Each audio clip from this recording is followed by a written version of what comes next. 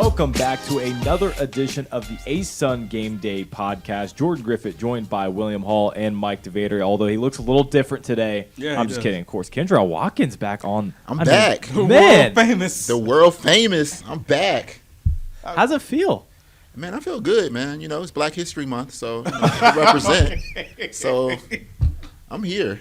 You are here. I'm here. I respect it. And I love being on this side of the table because it's my good side. So, you know, we're recording. Last time for we YouTube, had so you on your bad side. Yeah, that was my bad side. That's okay. Yeah, well, now also the hosting duties, you know, we're going to split some carries here. So it's a little easier on you. You know, last time you had to fill a big role. I did. It was hard. You had to distribute. You know, you got to be like, you know, Magic Johnson. Now you can just spot up. Now I can Now you spot can up. spot up, yeah. I'm knockdown shooter. I'm the change of pace back. So Pressure is I come taken. in, I just run real fast. Just run real fast. We're off to a great start. I mean, it already feels good. It feels good. It feels natural, and I'm just glad to be back here. ASUN Game Day, again, Jordan Griffith, William Hall, Kendra Watkins this episode. All right, guys, let's get into the ASUN analysis. Let's start with the women's side, starting with FGCU, currently the queens of the conference. They doubled up the Stetson Hatters, won the second game with a little narrow margin victory compared to the first, 67-57 the second time around. Jacksonville beating Austin P, a team that really needed the win, 58-55. That was a huge win for the Dolphins as well. 150 wins for Coach Missy Tiber for the North Alabama Lions as they won 63-58. And Liberty beating North Alabama on Saturday, 67-57. For the men's, it's getting close there toward the top. Liberty beats EKU in a great 83-73 game. Kennesaw State surviving Jacksonville State twice. They played them back-to-back, first in Alabama, then in Kennesaw. They won the second one 74-71. The first game was off a buzzer beater by Damon Robinson. UNA beating Lipscomb 80-70. They maintain the longest winning streak in the men's side. And for UNF, they defeat Stetson 92-81. They take down the Hatters in what's one of the biggest wins for the Ospreys so far this year. So many things to take away from those scores, guys. But what are your biggest takeaways? I think that unpredictability, just again, when you think you kind of know and you think you kind of have things situated. And I think at the top we kind of understand what's going on, but we talked about it. That middle, those teams are battling. I mean, on both sides, you had a result that you probably wouldn't have thought that kind of shocking. I mean, Jacksonville beating Austin P on the women's side.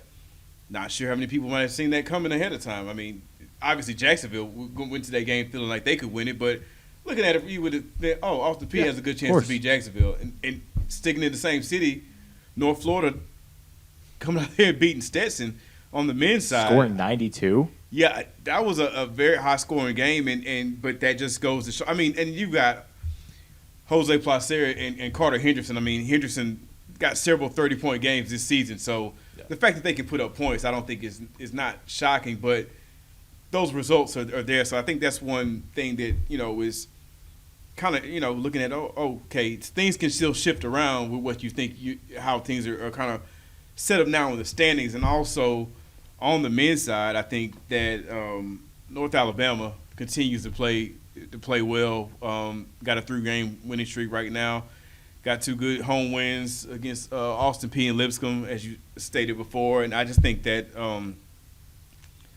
they've got some weapons. And I think that they're one of those teams that they could turn some heads when it comes out of that tournament. Like, I don't think that – you say that about a lot of teams, but right now they're putting it together at a great time. And North Alabama's looking good, so I think that's one about. And I know the bandwagon is kind of full, so I'm not trying to get on it or anything. I'm just saying. Listen, there's always room on the bandwagon. Okay.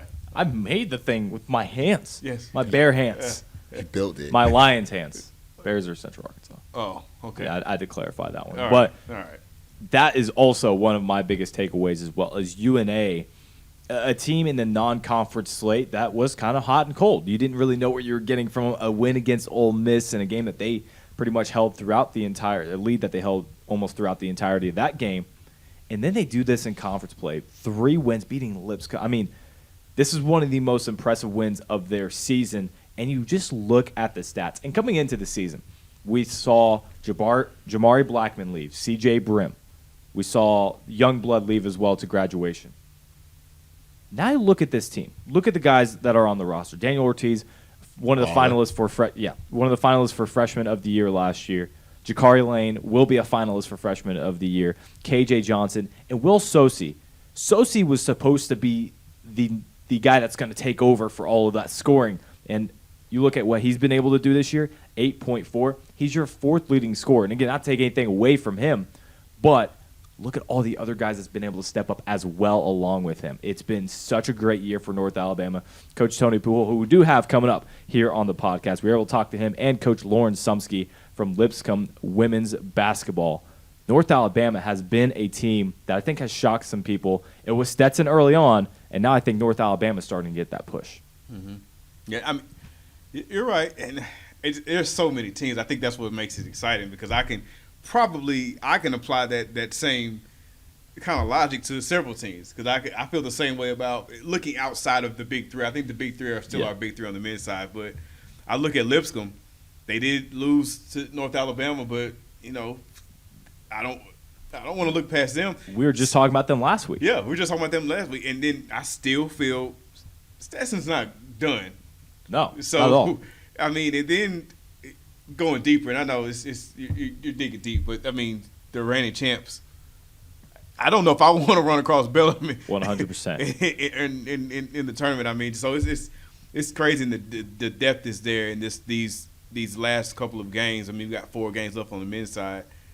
The excitement, it's still there. It's not set. I mean, Thursday is a big one. So I don't want to just get there yet. Yeah, we'll get to the game of the week for the men's side. That'll be probably the majority of this podcast, honestly. On the other side, but another point to that is North Alabama so far this year beat Lipscomb 80-70, and again, so many of it is new coming talent. And then you look around the conference and you look at Bellarmine.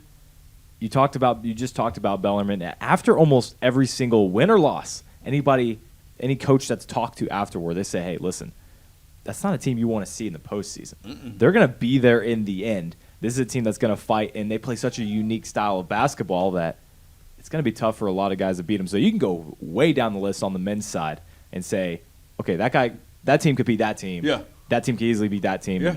I mean, I don't know what that tournament's going to look like. It should be good, because I don't think that there's right now. I mean, I have, looking at it, you have favorites, so you have somebody you're going to lean to. Yeah, I think they'll pull it out. Mm-hmm. But at the same time, you can look at it and say, like, I don't know how, I'll say this, I don't know how many upsets we're going to see. I don't care about, it's going to be a couple. Yeah, but I don't, talking about like a 4 beating a 1 or something like that. Like, yeah, maybe so, but if Lipscomb is the 4, they beat Liberty. If Liberty's the 1 and Lipscomb beats, is that an upset when they just beat them a few weeks ago? I'm just using that as an example. Like, do you look at that game and be like, oh, I'm shocked, that's a huge upset? It probably is technically an upset, but I'm not surprised. Take the seeding out of it. That's what I'm saying. Like, right. take the numbers that are going to be attached to these teams next to it and just lay out these 10 teams in these matchups, and I don't know if you're going to be shocked when you go back and look at the bracket when it's all said and done. It's like, oh, this team beat this team. I just don't think there's going to be a game where I can't believe so-and-so. It's surprising. Right. But I honestly think when we get to ASUN Madness, when we get to tournament or championship time, what's going to happen is you're just going to take these regular season records, just going to throw all that out the window, because we're getting to a point now where you have like, as you would say, a Big Three. But there's some people that I would expect, like, if when we go into that game, this is going to be a game. Like, everything that happened during the regular season, like, anybody can take this. That's absolutely true, because I think another part of this that we probably haven't mentioned yet is we see all these teams being so close, because almost every regular season game between these teams is always so close. Mm-hmm. Jacksonville State could have swept Kennesaw State very easily. They had good leads in both of those games. Yeah. Jacksonville State's 3-11. They've battled with so many different teams this year, so close, that you could. Yeah. I mean, the ball bounces a couple way. I mean, they could have 7 wins. They're probably a great 3-11 team. They are dangerous. They're playing good ball. You think about Jacksonville State, and true, they lost a lot of players, a lot of graduates, but when you watch them play, they're not out of those games. I mean, Austin P, when you watch them play, they're not like out of these. Like, these games aren't blowouts. The scores may end up, but that's just because of late game fouling, things like that. But even then, that's rare for these games to end up lopsided. I'm looking at all Central these. Arkansas. They're not a team that you just that they're just playing bad. I mean, Cameron Hunter's one of the best scorers in the conference. Yeah, I mean, I'm looking at 3-point win, 4-point win, 10-point win, 9-point win, 6-point. Like, there's so many narrow scores. Yeah, you're not getting blowouts, and you're going to get that in the tournament. Yeah, but ball might bounce the other way for a team like Jacksonville State. And next thing you know, you have a different seeded tournament than you expected. I can't wait for it. It's going to be one of the most anticipated tournaments in ASUN history. It's going to be an incredible one. One of my takeaways, guys, looking at FGCU women's, we mentioned every single week. It's almost as though people are waiting for that other team to kind of step up into the role of David versus Goliath. But one trend we've seen so far with FGCU, the second time you face them this season, it goes a little bit better for you. Liberty did it earlier in the year. They beat Liberty 70-53 January 2nd. Guys, they faced them January 21st. That game goes to OT. They lose 88-78 to the Flames. Now, again, I'm splitting hairs here because they're both wins for FGCU, and it's just, I mean, we're trying to find something at some point, right? Because they're so dominant and so incredible. Stetson, they beat them 100-58 on Wednesday. 100-58 on Wednesday. They play them on Saturday, just 3 days later, 67-57. Now, again, they did win, so you got to give them that. They absolutely did win. 100% the best team in the women's side thus far. But that is a trend. The two teams that they've played twice this season, the second time they come around to face them, it's been a little bit different. Now, North Alabama, it was a little more of the same. They faced them back-to-back, and they won 86-58 and then 74-51. So not a whole lot of discrepancy there. But with two teams that are battling a little bit more, who knows? I mean, a team that faced once in the regular season, maybe the second time around they figure them out a little bit more, maybe in the postseason.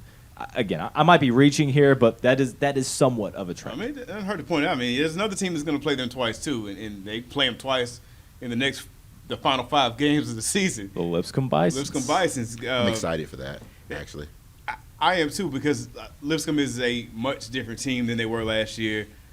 They're impressive, and I think, if they can go, I mean, either one of those games, if they can get one of them, could change the way things are playing out, because then you would have, if you can get one, then you've got Lipscomb with a potential same record as FGCU, and they split with them. You've got Liberty, who FGCU split with. Liberty did beat Lipscomb, but it just makes things more interesting at the top of the women's side. But you're pointing out that the second game has been challenging, but maybe Lipscomb makes the first one challenging and goes out on Thursday and on the road. A little reverse psychology. Yeah, and just, hey, this is the one we're gonna take to you, the first one. So yeah, I'm excited about. I would say, I'm jumping the gun a little bit, but I would say, in my opinion, that would be the game of the week. Whoa! Hey, I'm breaking the format. Stop the presses. You're breaking the mold. We have this breakdown for a reason. I know. I had to describe, but I mean, I'm really excited about mad. Lipscomb women's basketball, just because I know, like we said it a couple of years ago when they faced FGCU and they slowed the game down. They had Dory Harrison then, the tournament game. They slowed that game down. I was like, oh, this is a fight. Yeah, that game was. We were sitting there watching. It was like, oh, this is how you challenge them. Yes, and Coach Sumski. I mean, I felt like she was on to something then. And last year they struggled a little bit, but this year, like. The new, like, Bella Vincent, balling. You have Aaliyah Sorrentino, balling. You have Jalen Holcomb. There we go. I wanted to say 2-3. I wanted you to say it. I was building it up for you to bring it in. I appreciate it. So they've been balling, and I know they have a little bit of size on them, so I'm very interested in that matchup just to see how that game plays. Let's talk about this a little more on the other side. Okay. Get to our games of the week. Okay. Any other takeaways before we get to those games? These are two huge, monumental games in the ASUN. We got time to get to it. I mean, there's one. The other one I want to dig into. We'll talk about after our interviews. Yeah, I mean All right, let's just get into it. I'm tired of waiting. Let's get to them. Okay. Here on the other side, we have head coach for Lipscomb women's basketball, Lauren Sumski, and UNA men's basketball coach Tony Pujol here on ASUN Game Day.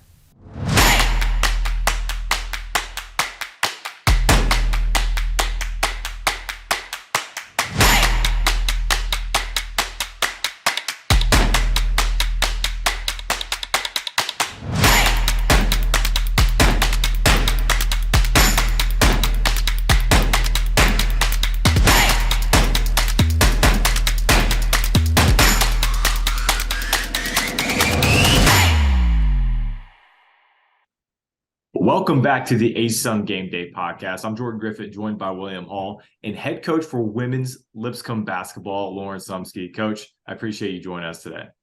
Thanks for having me. Coach, my first question for you, a huge improvement from this team this year. You guys are one of the best teams in the ASUN this season, in the upper echelon of the top 5 teams almost throughout the year. What's been the biggest difference from last year's team to this year's?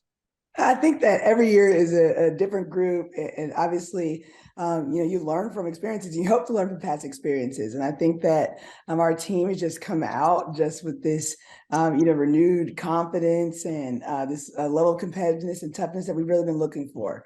But if I had to put my finger on one thing, I would say definitely the toughness of this group. They just fight and fight and fight, no matter what the scoreboard says. I think they just come out to play every day, and they're a joy to coach. Who've been some of the toughest ones on the team this year? Oh gosh, I can give you a different story about all of them. We have some insane things. We have people playing through all kinds of injuries that you can't even imagine right now, that would easily be season-ending injuries. But that's just been who they are. I think that we were all disappointed in last season, and we wanted to come back and wanted to be better and wanted to just work on just improving every single day. And this group has definitely been committed to doing that. I mean, I just watching. It's been clear to see that. I mean, the improvement is there. I mean, it's the numbers show it. And I think just like you said, there's so many individuals on that team that are contributing. So, talk to us a little bit about the depth that you have. Because I think that's one of the things. Like looking at Lipscomb from my point of view, it's like you never know who's ready to give it to you each night, and they're all contributing, and they're all. There's a problem anywhere you go. You can't shut down one person and feel like, okay, I can contain this team. So talk to me about that depth and how it's going out there with so many weapons. Yeah, I think you hit it right on the head with the team element. One of our core values is humility, and really the only one we're focusing on this year. And that's just the idea of getting over ourselves. And it's never about one person.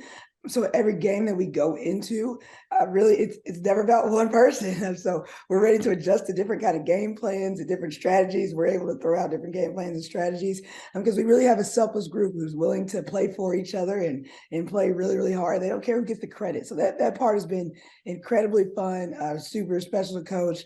But when you really think about it, we're still really young. I think that's the thing that they make me remember every single day.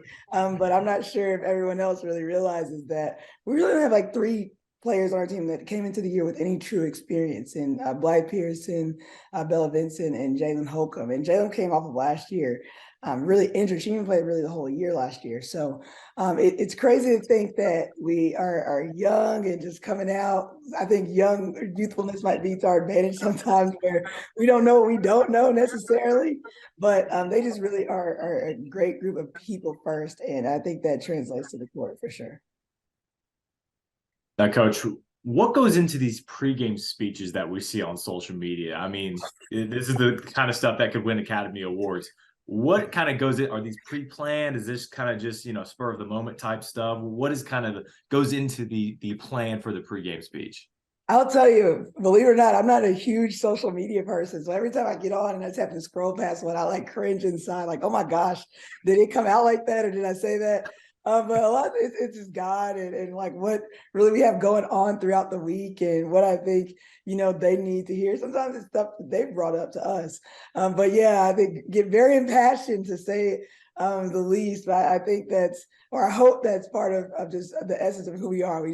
Everything we do it hard. You know what I mean? So I think that while it's definitely funny at times, I think that it's definitely cringy at times too when you catch it on camera. Hey, I mean, cringy is working. It's working. Yeah. So, last year, I mean, we already talked about the changes of 3-12 on the road last year, Gosh. 8-4 on the road this year. I mean, you have the second best road record in the conference right now. Going into those road games, what's your mentality as far as getting your team ready to play on the road? I mean, you got 9 home wins, so you're winning everywhere you're going so far. But what's the difference for you with motivating the team on the road? I think that it's not been a secret at all that we've struggled on the road previously. And again, I think that the difference is we just don't run from those past struggles. We wanted to address those things head on. So every time you come to one of our practices, it probably looks like a road game. Honestly, I mean, we're physical, we're battling. They know not to really expect anything ever. And I think that part is translated with our toughness and allowed us to withstand, other teams' runs and things like that better than we have in the past. I think, and I know it sounds crazy, we have a really academic group. So I think them not stressing about school all day, maybe while we're on the road, helps a little bit too. But they're incredible. They have amazing professors that work with them, amazing staffers in our department that work with them to make sure that we don't fall behind, obviously, when we're on the road academically. But I think that just not running from it. We knew we were bad last year. We knew that. We knew last year we were bad on the road, specifically last year. And we didn't want to continue to be those things. And this group has really just bought into that. So kind of piggybacking off of that. Yeah. Going on the road, that toughness, it was standing runs. Yeah. Thursday, you got a big one on the road. Yeah. What's the mindset and what you're looking for when you go on the road and you're trying to steal one in Fort Myers? Yeah, there is no question that FGCU has been an incredible program for a really long time. Carl does an amazing job, have great kids. We actually got to play with them, not against them, but against the same teams in Hawaii for Thanksgiving or pre-Thanksgiving tournament this year. So we're a little bit familiar with each other. But we just know that every game is a big game. Every game in the ASUN is a big game. There's no question that, again, FGCU has been the giant, but Thursday is the biggest game of the year because it's Thursday and it's the one that we have next. So I think it's keeping that mindset in everything that we do and know that everything we're doing all year long is really to prepare to be the best we can be every single day. So not making it any bigger than it is, but obviously knowing, what we're up against and knowing that it's fun. It's going to be a challenge and it's going to be a battle, but I truly mean it when I say it's been that way all year long in the ASUN. Yep. It's been a great season. I'm looking forward to that game on Thursday. You guys have been exciting to watch all year.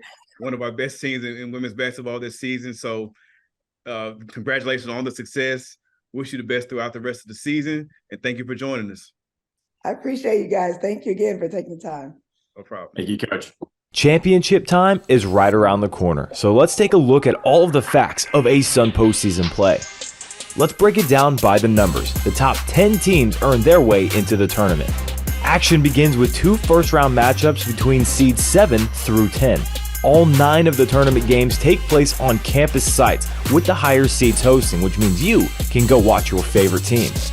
From March 4th to March 11th, it's ASUN Madness. We'll see you soon. Welcome back to the ASUN Game Day podcast. William Hall, Jordan Griffith here with North Alabama men's basketball head coach Tony Pujol. Coach, how are you? How you doing today, William? Oh, we're doing good. We're doing good. Excited about the North Alabama basketball right now. Same here, brother. We're excited as well.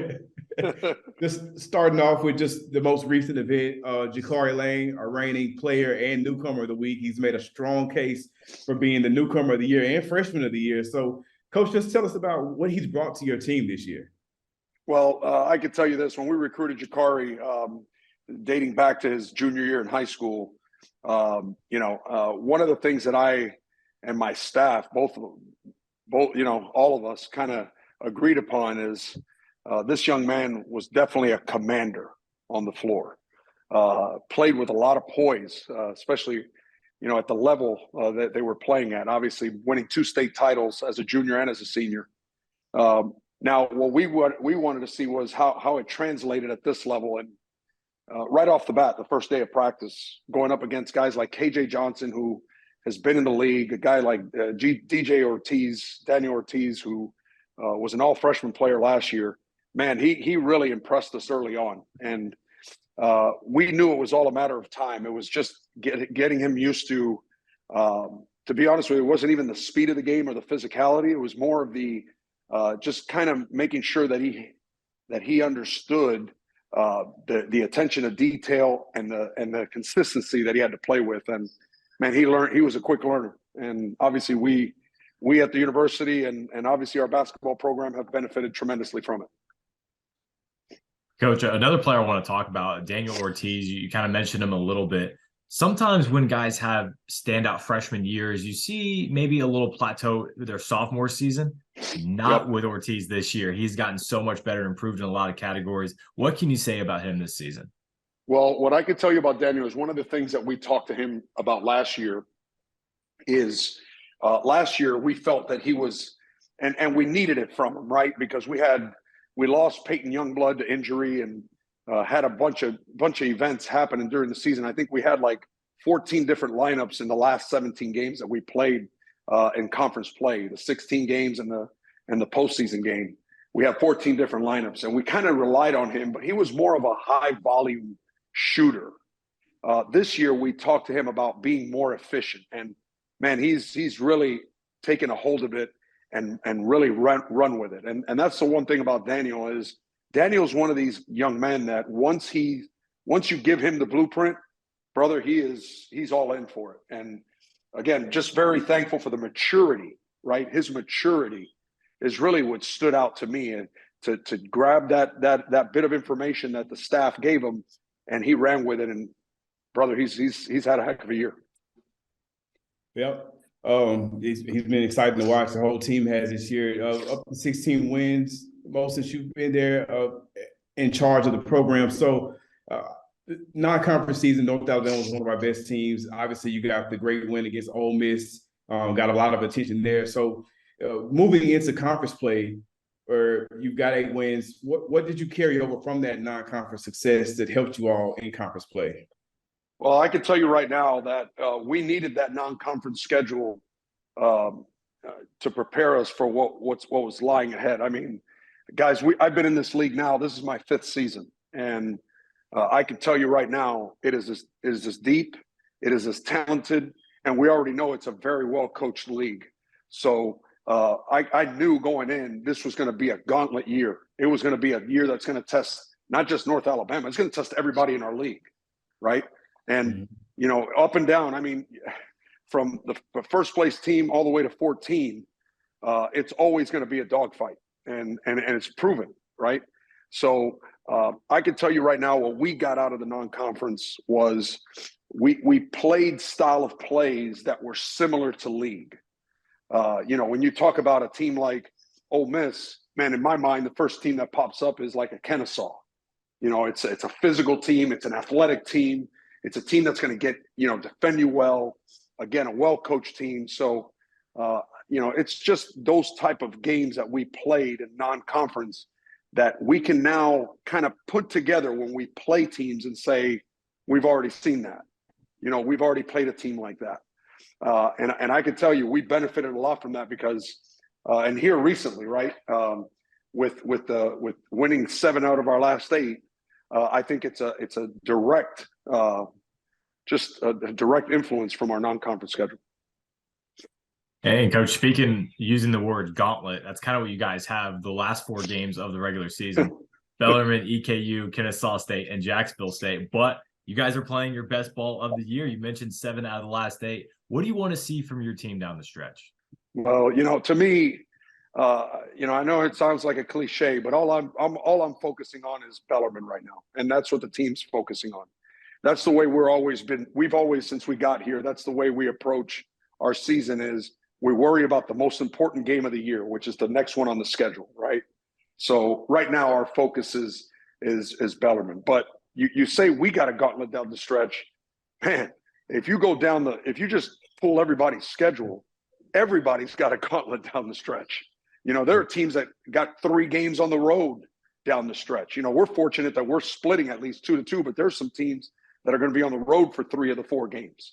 And then again, the teams that they're playing. So, I guess what I'm looking for my team is that we lock in and understand that we're about to play a very physical game against Bellarmine.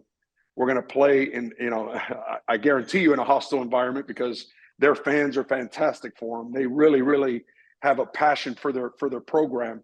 And you're not going to get a better, well-coached team than a Bellarmine team. So the challenge is there for our team.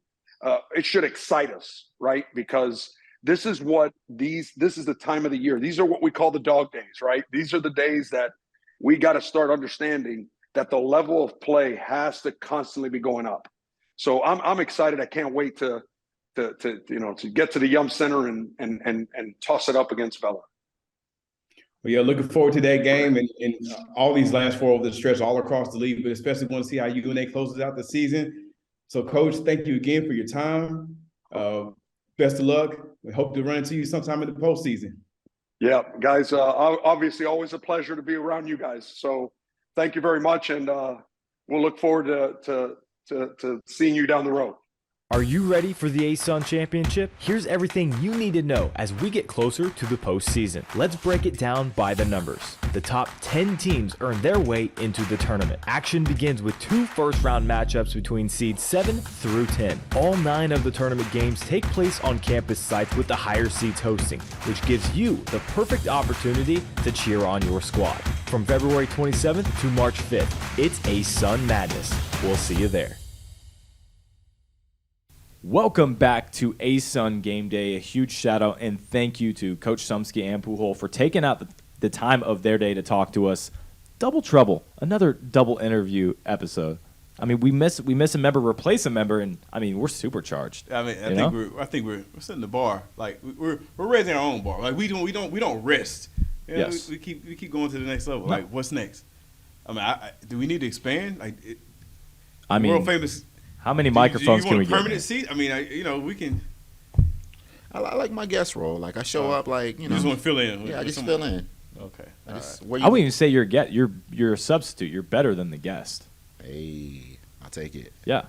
I mean, I think that's an upgrade over guest, right? It is. Yeah. Guest means like every once in a while. No, he fills in at He's this rate every other week.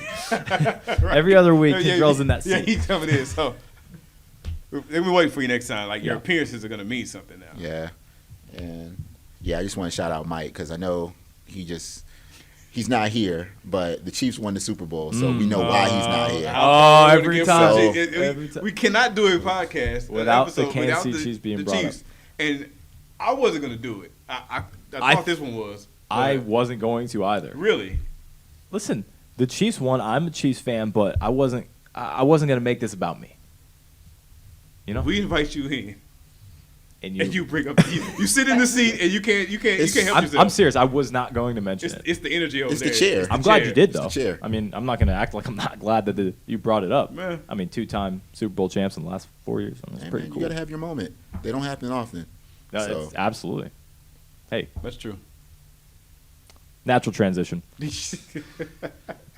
Our games of the week. Let's start off with the women's. I feel like we'll unpack quite a bit on the men's. We talked to Coach Sumski about this game, about FGCU. Lipscomb, the Bisons, traveling to Fort Myers, trying to get, believe it or not, their first all-time win over the Eagles. It's going to be a tough one, receiving votes the Eagles have for a majority of the season. But, man, this Bisons team. Now. What's that? We're up to 25 25 now. I'm so sorry. Yeah, so they're at 25. Yeah. But the Bisons, Yeah. if there's a team to do it, it might be them right now, William. I mean, they're like we talked to Coach. They're obviously they had 3 wins on the road last year. They're up to 8 right now. So I mean, Huge improvement. Yeah, huge improvement. They've got the second best road record in our women's side, second only to FGCU. So they've been a team that goes on the road and brings the energy. I mean, she's got the team playing well. Those speeches are motivating the squad. What? I mean, so Kendrell's a big fan of the speeches. That's how I run into work. Yeah, I put one of them on and just run into work. Just don't even open the door. Just run through it. Just boom. I mean, She should almost be our sponsor. Her speeches. yeah, of we this just need the podcast. speeches. We just need to just play them. It just like it gets us going. Forget the intro music. Yeah, yeah, intro speech. Yeah, Yeah, this is Yeah, not a speech. Super Bowl. It's not. It's not. And We'll we make the Super Bowl and again. the thing I loved about it was I want to clear. I need just somebody to just Yeah. Claire acknowledge when McGowan. I say Yeah, something. exactly. I can look at him and be like, yeah, Yeah. just nod your head. So I don't feel like I'm being crazy. So I want to clear. I'm trying to do that now. Yeah. Thank you. You're welcome. You're my clear. Listen, hey, last week when the Liberty fans weren't all that happy with the power rankings, who came to your side? This guy. Yeah. This guy. Jordan's my clear. I'm the Claire. Hey. Everybody needs a Claire McGowan. Everybody needs a Claire. But looking at this game, I want one. you need. I want Well, one. I don't have a Claire. Oh, You have. I'll be I'm not yours. gonna be your Oh, Claire. okay. I just went to bat for you. It can't. Okay. Okay. We can't both clear. Is that possible? What are the rules to Claires? I don't know. You How many guys tell clears me. can you have? I missed this interview. You guys gotta tell me. Well, I mean, I can't tell you. I have no clue what you guys are talking about. Future Kendra will watch it, and then you'll know what we're talking about. But I'll right go now, to the future, come back. Yeah. she told us, and she's giving these speeches. I forgot about that. When she's giving the speeches, she was saying that as you're giving the speeches, because she looks back at it, feels like they're like cringy, and she said that as she's looking around, she looks to Claire McGowan. And Claire's always there into it and amping her up. So no matter what she's saying, if she ever is in doubt, Claire's got her back. So it keeps her there. So I'm just saying, like, everybody needs a Claire. Jordan said he would be my Claire. Okay. I'm his Claire. So you gotta find we're each other's Claire. Fasika, Fasika, you have a microphone. you have a mic now, so you can say, are you willing to be Kendra's Claire? Hey. Wow. Okay. There we go. You don't have to be her Claire though. Yeah, Fasika doesn't need a Claire. Yeah. She has enough. She's her own self-confidence. Claire. Yeah, she has enough self. Everyone turn this way. Anyway, but about the game, we kind of got off. Hey, the speeches are great. Yes. The team is playing great. They've been exciting to watch. They're going on the road. This is obviously, there's no other way you can say it. It's a challenge. And that could probably be an understatement. But the way they're playing this year, hey, I mean, we've seen teams give FGCU kind of a battle. We did see Liberty beat them. It took overtime to do it. So, I'm interested in this game. And this is one of those late season games that if you're able to, maybe you don't win, but maybe you see something. And you do get them again in a couple weeks. And you also potentially could lay out some way to, a way to find any weakness if there is a weakness in the FGCU's game. And again, I still stick by they give you one game. Liberty already got the one that they give you, so I don't think anybody's going to beat them, but that doesn't make this game any less interesting for me to watch and just to see it play out. right.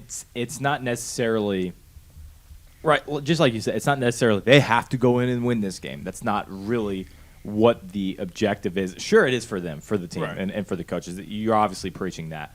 But from the outside perspective, they have the chance to be the Joe Frazier to the Muhammad Ali, right? You have the chance to go in and solidify yourself as, I'm going to be your biggest rival for this season. I'm going to be that number one contender that people are always going to say, hey, when it comes to the postseason, let's see them battle it out this time around. Mm-hmm. And Lipscomb has a chance to do that. You play them twice. Let's say even if they lose both those games, but they're both tight, everybody's going to be previewing what could possibly be that championship final. And that's a lot of look ahead, but that could be the case. In your analogy, though, is the Joe Frazier of women's basketball already out there? No. So You haven't played Liberty, him. You haven't Liberty played beat him FGCU and Liberty beat Lipscomb. So Liberty is not the Joe Frazier? Oh, I thought Like if Lipscomb beats FGCU, do they replace Liberty as being the team that I think we're waiting to see. Are we waiting to see another FGCU Liberty women's final? No, you're right. You're right. I left Liberty out, and that would be a better representation of that. Because they've already they already did it. They already Right. did it. So Liberty would be that Joe Frazier. I don't think Joe Frazier ever beat Muhammad Ali. I don't think he ever beat him. But you get what I'm going with, you get what I'm trying to say. Yeah. Joe Frazier beat Muhammad Ali. Yeah, he beat him did the he? first time around. Yeah. Okay. So I'm going with what you said, but I'm when you say that, and I think it it's is very Liberty. valid, but I don't think you can say that and discount the fact that Liberty has beaten Lipscomb. You're Liberty right. has beaten FGCU. So I don't necessarily know if Lipscomb beats FGCU on Thursday, If that solidifies if that them. solidifies them as the one we're looking at, like, oh, that's the challenge. I mean, I think you laid out, Austin P has been kind of your prediction, They did stumble against Jacksonville. Mm-hmm. I don't think they're going anywhere either. But Right. I don't know. I don't know if I would go that far because I still think Liberty is that. And you're right. It would be Liberty comparing the resumes, but you look at the record and it is the same. And I mean, just hype up the play of the game of the week. Oh man. no! That's all I'm trying to do. I'm just trying- Hey, this is still the game. Yeah. This is. I'm just giving out bulletin board material. That's all I'm doing. Nah, this is it. I'm actually excited for this game. Again, just because I love Coach Sumski's mind, and just going into this game, like I thought she was on to something in that particular championship. So I'm excited to see the game plan going into this game. I like Lipscomb's size, again, like I was saying, just going into this particular game. Like they have a couple of 6-footers. I feel like that, if anything, if FGCU even has one, that would be probably their biggest Achilles heel, just like size. And if you can just wear on the board, slow the game down a little bit, you might have something there. And hopefully they have an off game from the three-point line. If they're hitting from the 3-point line, it's good night. But Well, I'll tell you what, after speaking with Coach Sumski for about 10 minutes today, the one word we both came away with is infectious. Her personality. Oh, yeah. And her love for the game. I mean, it was pretty impressive just to get over Zoom. I can't imagine being a part of those speeches. Yeah. Oh yeah. And just in case there's ever any issue, she's got it clear. She's got it clear. she got it clear. Yeah. She's got it clear. She's got it clear. All right. Let's hey, we've held off long enough. We have. We I have. know. We have. Are we going there? It's time. It's time. Ladies and gentlemen, what? Go ahead. Yeah. I was going to say, because we didn't really say. One thing I did want to say, because I come here and I watch the games, I come in just from the FGCU standpoint. I'll let you guys have it. Watching their guard play, FGCU, like it's a thing of beauty. I do want to say that. Just watching Tashara Morehouse get into her defensive stance, like you can't dribble the ball around her. Yeah. She's going to take it. She goes up the court. She scores. Eliza Winston, she almost is just as fast. Like I thought TK Morehouse was a blur. Like Winston can fly.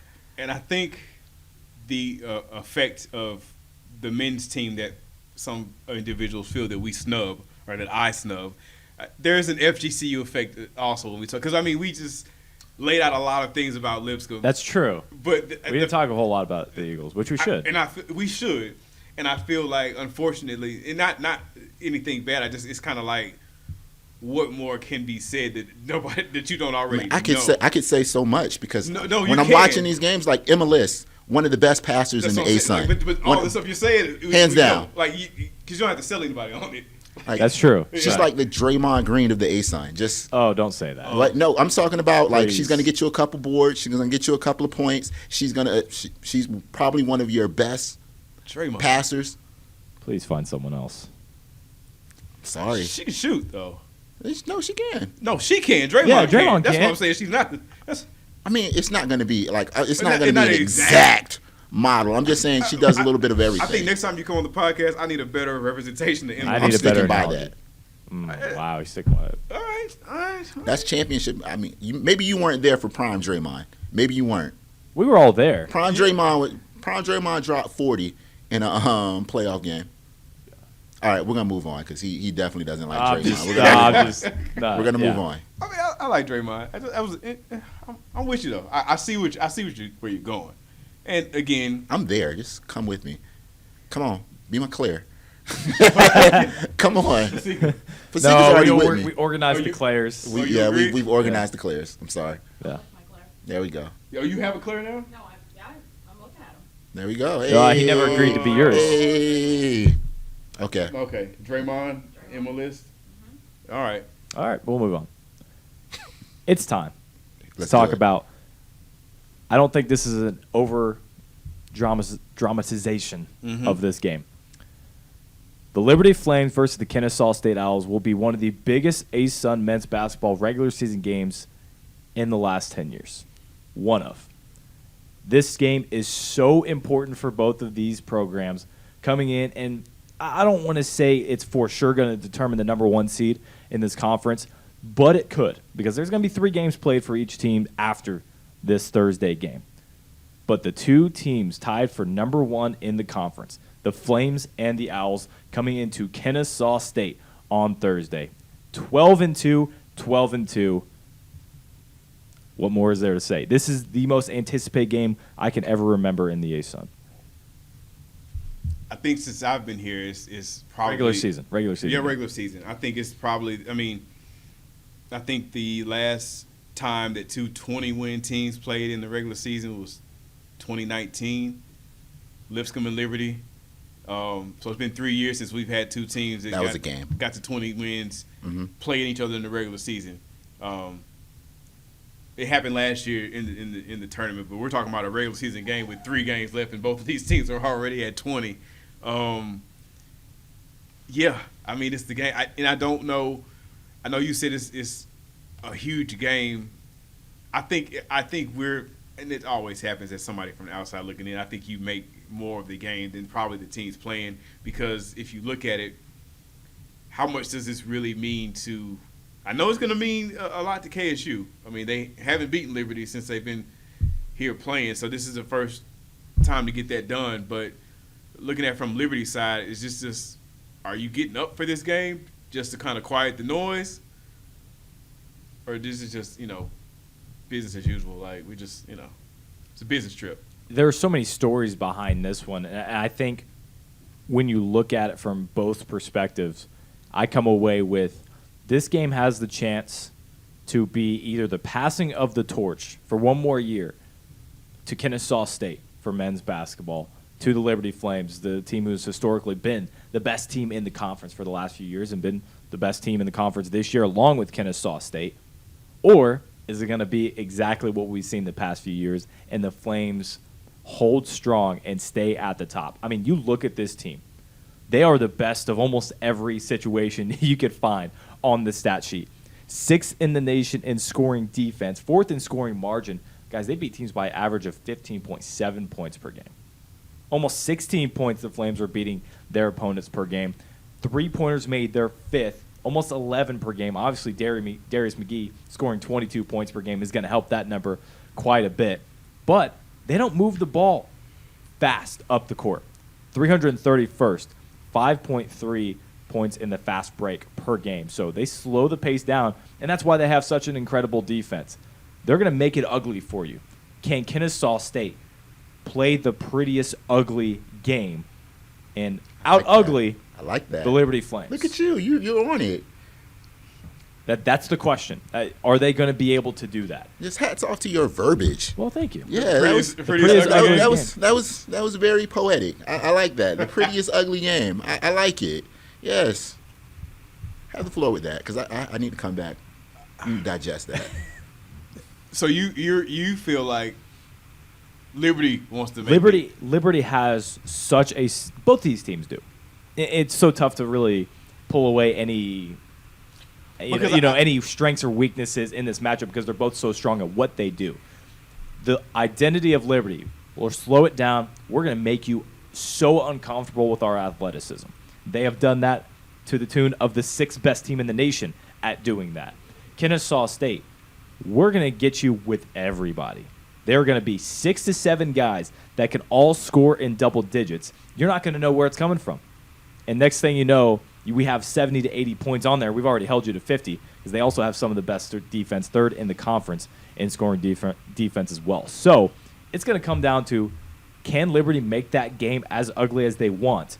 And can Kennesaw State avoid those mistakes in those little details that the Flames are going to try and trap them into? I don't know if we want to make picks on this because it's so anticipated. But, man, I cannot wait for this game. Again, the amount of people in the Convocation Center, this program has not been at its best the last few years. Before this season, when Coach Amir Abdurrahim was hired on, that was the start of where we are now. So let me throw this out there just as a question, and you tell me if it even will matter in your opinion. If Darius McGee has one of those games and he pulls out one of those 30, 35-point games, it matters. Yeah. Well, okay, does Kennesaw State need somebody to match him? I don't think so. Or collectively, can they?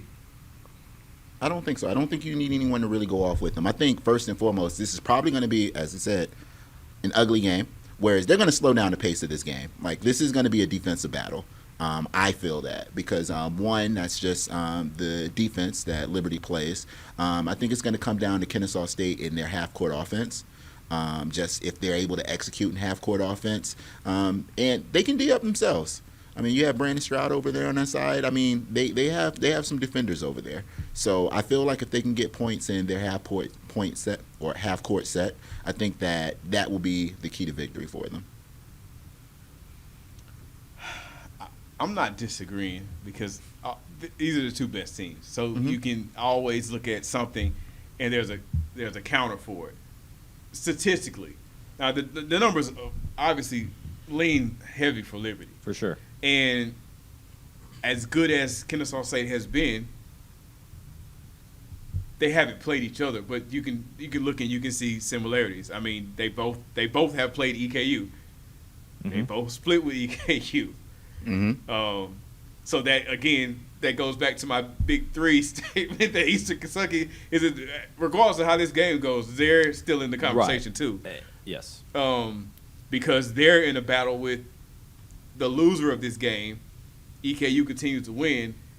They're looking at one of those, one of those top two seeds. I just think that there's so much that's exciting about this game coming late in the season.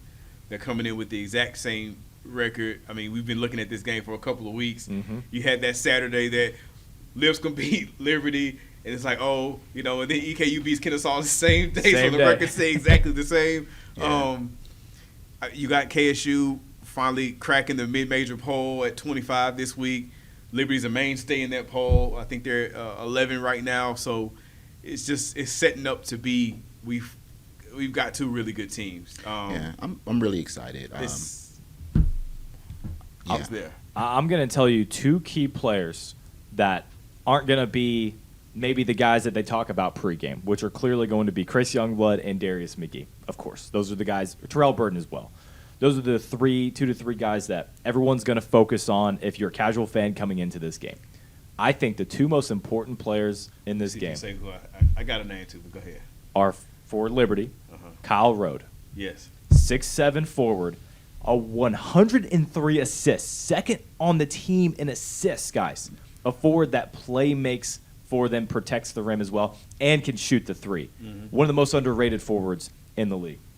And for Kennesaw State, Spencer Rogers. Yes, that's it. you guessed him. That was it. Yeah, that's it. Spencer Rogers, fifth-year senior. When he first got to Kennesaw State, he was scoring nearly 20 points per game.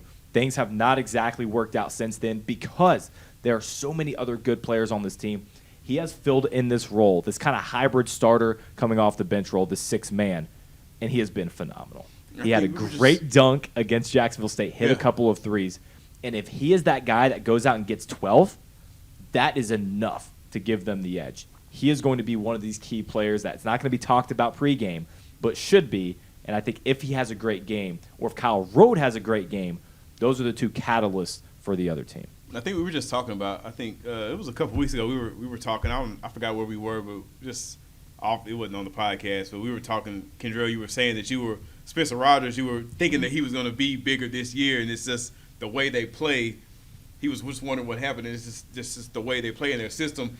He hasn't been needed for that role. Right. That's just how they're playing. So to say that, but he is a key. The ability is 100% still there. So if he can go off, he changes the game. And Kyle Rode, I mean, that's a complete player. Yeah, I mean, so no, he's definitely he can do it all. I mean, he's all conference, easy. Yeah. So those are those other players that aren't really other. Like you're not looking too far when you're seeing them, but they can be that piece that's like, oh, he ended up dropping 20. Yes. I wasn't expecting that, and his 20 plus this 15 from this guy, and there's the game. You take him out, that other player, and swings the momentum. I mean, I think this game is everything we thought it was going to be a month ago, and it's finally here. I'm excited. I'm happy that you threw out Kyle Rote and Spencer Rogers because, that's going to be a very, not necessarily a matchup, but those are two key players that you want to watch because, Darius McGee is going to get his. So I think undoubtedly. Yeah, one of the keys to the game, I think the biggest key to the game is how long does it take for him to get his. If you can make him work, if you can make his field goal percentage look a little low, you have a shot because, he's going to take his shots. And if he gets going, it might be a long day for Kennesaw State. I'm a fan. I love watching paint play. I love people on the boards. I want to see Damon Robinson versus Blake Preston. That's what I want to see. I feel like whoever can get those second chance boards, whoever can establish the tone, because when we went to a Kennesaw State game earlier, I loved the intensity that Damon Robinson brings. So if they can establish that, I feel that, they have a shot. Of the Owls, Damon Robinson would probably win the award for most improved from last year. His body looks better. His play, his production has skyrocketed. This is a guy that can go for 20-plus points now and hit that buzzer beater. He's getting plays drawn up for him at the end of games. He has an incredible face-up game, and that's a great matchup to watch. There's so many for this Kennesaw State Liberty game. Should we make picks on this one? Should we stay out of it? I don't know. I would love to, but I wouldn't at the same time. I don't want to because I no. We haven't done it. We haven't done it in the past, so we won't do it now. We did it. Well, it's been a while. We haven't done it since football. Football, yeah. So we haven't. Football. Yeah, I don't know. If there were one to pick, it would be this one. Yeah, it's the one that. Man, I don't know. It's tough. Man, let's do it. Stop talking about it. Be about it. Let's do it. But I'm sorry. So you're gonna make me have to choose? What? I mean, we're gonna. All right. That's what we do here. Is it? Yeah, we Now. speaking. Yeah, we just speaking. The internet does what it will. I mean, and it's just, you know what? All right, I got my pick. Boom. See, it was that easy. It was, but since you forced But me, we're not going knew. to say it. Yeah, we're not going to. Tune in next week. No, I'm kidding. Afterward. Yeah. I got a reverse pick. All right. I'll lead it off. Okay. And I'll get final score. Oh, you're gonna give? I'm not You got going that score. deep. Okay. I'll get. Yeah. I don't care. I'm getting final score. All right. Well, We get final score for football. we did. I don't know. Sometimes sometimes I say things. Research and go back and listen to the whole podcast to find out what we did. I'm going. You know my clear? A lot of this, not the clear. I am going. A lot of my pick here is due to my preseason pick. I want to stay strong with Kennesaw State, and if this were in Liberty, I would go with Liberty. I think that the home court advantage is that thin between these two teams.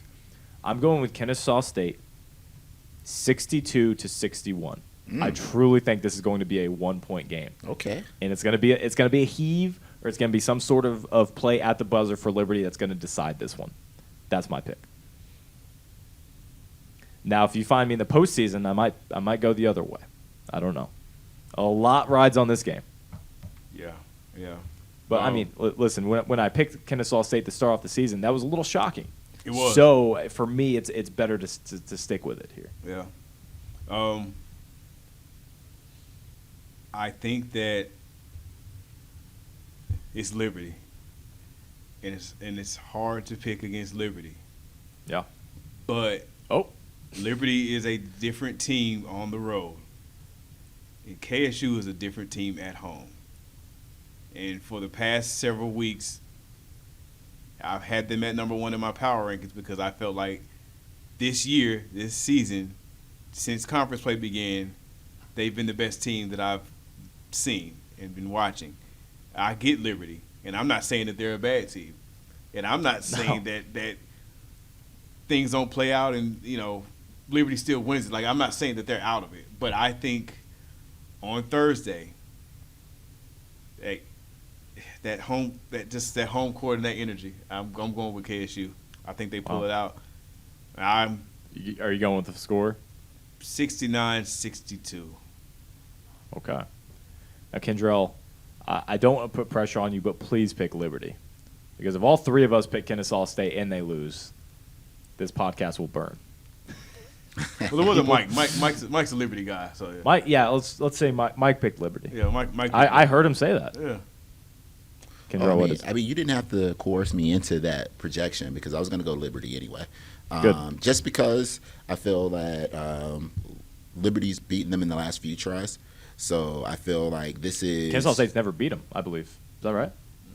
I don't think they ever beat him. Yeah. So you have the history. That being said, yeah, go with history. I know eventually they're going to crack through that ceiling. I'm not sure if it's going to be this season or... It'll probably be next season when Liberty's gone. That's probably when they'll get through there. Yeah. They'll pull it off. They can resume that rivalry somewhere else. I mean, their all-time record is 9-0. Yeah. Yeah, so I feel that it's still something that Kennesaw State is still going to have to figure out. I'm not sure if it's going to be this time, but they may see them again. So if they see them again, I may have a different answer. However, for going into this game, I just think Liberty traveling on the road, just history's on Liberty's side, and I feel that they may edge out this game. You got a score? I feel like this is going to be a defensive game. I feel that it's going to be in the low 60s. I mean, I can't tell you. I'm not going to go a 1-point game. I hope it's a 1-point game because social media is going to be lit. Mm-hmm. So I will definitely be on that game. And when social media is lit, Kendrell's lit. Always. Yes. It's a simple equation. I move with social media. I am social media's Claire. So. It always comes back. Yes. There we go. So... yeah, that's what I feel. But excited for this game. I feel any team can win it. That's just what I'm going with. I hope people don't get on me. If they lose. I don't think that based on what I hear every week, you picking Liberty, you're safe. I'm the one. Yeah, you're safe. You're not. fine. We're not. We're in the line of fire. I mean, but I got to live here. We're not that far. We are not that far from the convocation center. So I mean. I don't want to be a Del Taco and somebody be like, I heard what you said. I think they're okay with it because I don't feel like they feel like it's a. I don't think they feel like it's a slight. It's something. I think there's an idea that we're like just like. It's not that. I don't know. You've been to the convocation, man. Those bananas get rowdy. The bananas do get rowdy. Bananas get rowdy. I don't think you've upset a banana. I don't think they're just. I think they'll be okay. They're focused on Thursday. They're just focused on being in the building. If you're in the Atlanta area, in the Georgia area, make sure you buy your tickets, go to see this game, or watch it on the broadcast. This is going to be a great one, guys. In the Georgia area, so would you recommend like somebody from like Tallahassee driving up? Yeah. Valdosta? Yeah. You better get up here. It'll be worth it. Yeah. It'll be worth it. I'm just asking. I just need to know how far I need to reach out to be like, hey, you can come. Put those 6 hours in on the road. I would come to this game. I would probably cut it off at a 400-mile radius. No, this is a big game. The Convocation Center is going to be packed. Absolutely. It's going to be one of the most electric environments in that school's history, Division I history.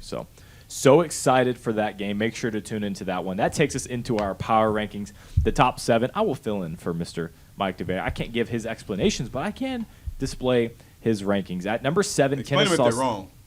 I'll try. At number 7, Kennesaw State. They got back-to-back wins. They find their way back in. Number 6, Jacksonville State. Number 5, EKU. Number 4, Austin Peay. Number 3, Lipscomb. Number 2, Liberty. And number 1, FGCU. I'm finding out this is a lot like the standings. Yeah. Not all of it, but it's pretty close. It's pretty close. Yeah. All right. I want to shout out Kennesaw State and Coach Blue and the Blue Era, what they're doing there. Yeah. I really feel that Kennesaw State is having a really good season. I really like what they're doing there. I think Jacksonville State may be a little low for me. Where would you have it? I probably flip-flop them with Eastern Kentucky. Yeah. I can tell you what about Kennesaw State. After they start off 5-2, went to a 4-game skid for the women's side. Coach Blue, then she told me this. She then put up a PowerPoint, made a PowerPoint displaying 5 of their next 7 games are going to be at home, and the opponents that they play, and say, hey, listen, these are all winnable. And guess what they do? They go out and get 2 back-to-back wins against probably 1A and 1B for Player of the Year this year. Antoinette Walker for EKU and Gracie Merkel for Bellarmine. I want to say they shut both of them down. Walker scored 13. Gracie Merkel scored 9 and fouled out in that game. So the PowerPoint might have worked. Now, they do have other teams like FGCU. They got to play Stetson as well. But that's a great start to get back on track and back into the top 7. Yeah, but that's pretty much where I flip it at. I just want to put some respect on Jacksonville State's name. I agree. I think that they've been playing tremendous ball the second half of the year. They look like a renewed team. Austin P, Lipscomb, Liberty, FGCU. I'm there for all those. How much, just in your mind, since you're here, because I would have asked Mike the same question. Okay. Just overall, looking at the season, how things are going, does that Jacksonville loss for Austin P, does it make you? It hurts, but I feel like you get some of those on the year. Like every now and again, like you're gonna have a game where and Jacksonville is no slouch. Like I say, I like Jacksonville. They play D. Yeah, because they're gonna give it to you every night. They play hard. Yeah, so I feel like that game. I feel like that could have happened, but I do like Austin P where they are. I feel like they're going to get back to their winning ways just to carry out the season. So, I'm pretty good with this list. I mean, Jacksonville State and Eastern Kentucky, that's probably the only place I'd flip. But then again, that's off of prior information as well. I think Jacksonville State's going to be a problem going into this tournament. Now, in the grand scheme of things, when you look at that Austin P loss to Jacksonville, it's not the worst thing in the world because it could serve as a wake-up call for this team. Not that Jacksonville is that porous, but look at the records. You would not expect that result to come out. But there is a pretty sizable gap right now between the top 4 and 5, and that's exactly where the split needs to be if you want to host. Mm-hmm. So you take that slide from 3 to 4. You were tied with Lipscomb. Now you're just one game below them. Again, it's definitely not panic mode after that game at all. Right, yeah. You're still set for a really good position to host in the first round. I mean, you didn't want the loss, but could serve as a wake-up call for this team, and they didn't really lose a whole lot with the bird's eye view of that one. All right. Let's look at the men's. These ASUN William men's power rankings. You take it away. I'm tired of talking. Number 7 had Bellarmine easing in, reigning champs. I mean, like you said earlier, they're The Fighting Justin Betts. They're good. Yeah, they're going to be around. They're not going anywhere. Garrett Tipton's. 6 is Lipscomb. They had the 1-1 week. They beat Austin P, and they lost to my number 5 team, North Alabama. Number 4 is Stetson. 3 is Eastern Kentucky. 2 is Liberty. And 1 is Kennesaw State. I know How dare you? They just fired somebody else. They can't. Fired up the flames. Ooh, is that possible? I don't know. Somehow it can get brighter. I Flame can always burn hotter. I'll pull it off every week. Somehow I get them. They just ready to. I don't watch the games. I don't pay attention to what's going on. His counts are just looking for attention. So I'm just doing stuff. I'm trying too hard. We'll see Thursday. It's funny because you've been treated like they don't have the exact same record. Right, like it's dead even. Like what? You got this 5-win team above us. What's wrong with you? I only picked the team that's got the same record. And now guess what? If Liberty wins, guess who's going to be number 1? It's going to be Liberty. Kennesaw State. EKU number 1. Yeah, they're just going to cancel each other out. Like what? Hey, depending on how they look. Now we'd just be looking for attention after that one. I mean, if the game is like 25-24, then that's ugly. Like both of you, neither one of you deserve to be. Okay, now if that does happen, neither team should be in the top 7. If it's a 25-24 game, they just get rid of them. Yeah, that game should be canceled at halftime if that's the case. You imagine going to the locker room, it's 10-11. Yeah, you go for offensive explosion just to get to 26.